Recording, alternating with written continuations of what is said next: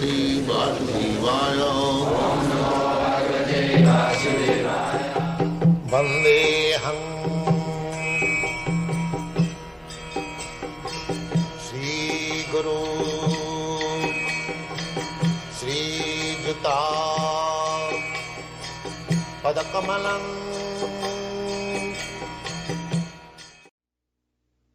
Chapter 6, Samkhya Yoga.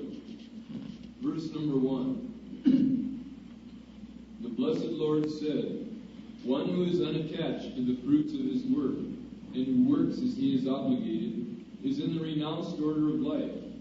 And he is the true mystic, not he who lights no fire and performs no work.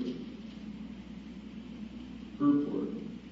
In this chapter, the Lord explains that the process of the Eightfold Yoga system is a means to control the mind and senses.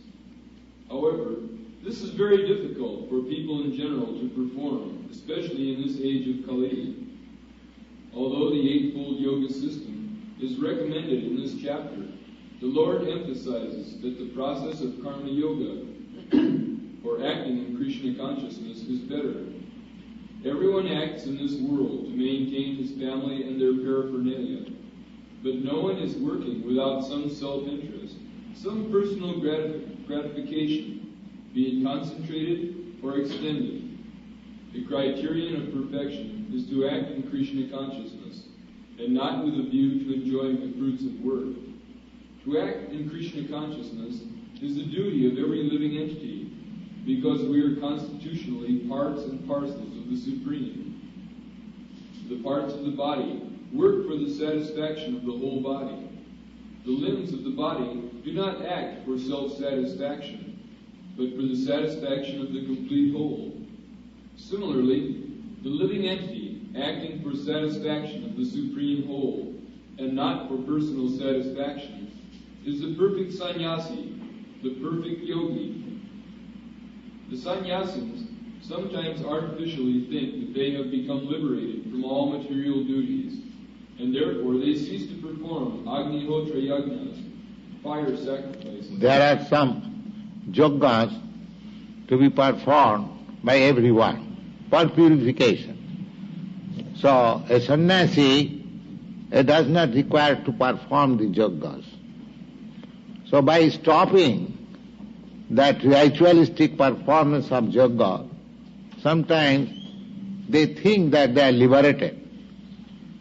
But actually, unless he comes to the standard platform of Krishna consciousness, there is no question of liberation. Go on. But actually, they are self-interested, because their goal is to become one with the impersonal Brahman. There is demand. The impersonalists, they have got one demand that to become one with the Supreme impersonal being. But a devotee has no demand. He simply engages himself to serve Krishna for the satisfaction of Krishna. They do not want anything in return. That is pure devotion. Just like Lord Chaitanya says, Nadhanang na janang na sundaring kavitang bhajagadisha kama. I do not want any wealth. I do not want any number of followers. I do not want any nice wife. Simply let me be engaged in your service. That's all. That is the Bhakti Yoga system. When Prahlad Maharaj was asked by Lord Nrsimhadev, my dear boy, you have suffered for me so much, so whatever you want, you ask for. So he refused. My dear master, I am not doing mercantile business with you, that I will take some remuneration from you for my service. This is pure devotion. So yogis or the gyanis, they are demanding that they should become one with the Supreme. Why one with the Supreme? Because they have got bitter experience by the separation of material pangs. But a devotee has no such thing. The devotee remains, although separate from the Lord, he is fully enjoying in the service of the Lord. God. Such a desire is greater than any material desire, but it is not without self-interest. Similarly, the mystic yogi who practices the yoga system with half-open eyes, ceasing all material activities, desires some satisfaction for his personal self. But the person acting... Actually, the yogis wants of material power. That is the perfection of yoga. Not perfection, that is one of the procedure. Just like if you are actually practicing the regulatory principles of yoga, then you can get 8 kinds of perfection. You can become lighter than the cotton swab. You can become heavier than the stone. You can get anything, whatever you like, immediately. Sometimes you can even create a planet. Such powerful yogis are there. Vishwamitra yogi, he did it actually. He wanted to get man from palm tree. Why man should be begotten through the living 10 months within the womb of mother. They will produce just like fruit. He did it like that. So sometimes yogis are so powerful they can do. So these are all material powers. Such yogis, they are also vanquished. How long you can remain on this material power? So Bhakta yogis, they do not want anything such. Yes?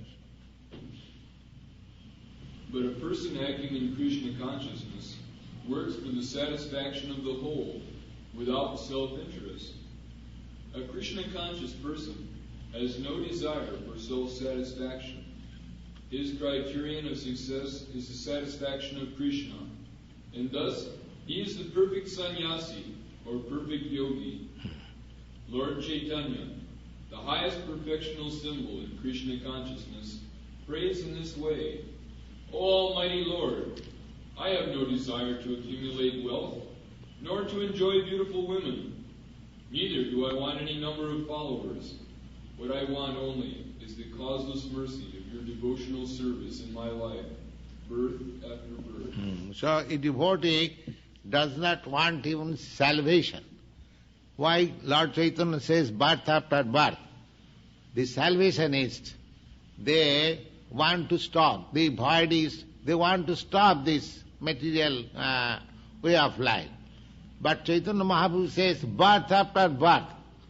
That means he is prepared to undergo all kinds of material pangs, birth after birth. But what he wants, he simply wants to be engaged in the service of the Lord. That is the perfection of it.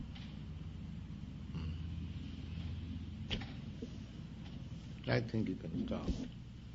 Stop here.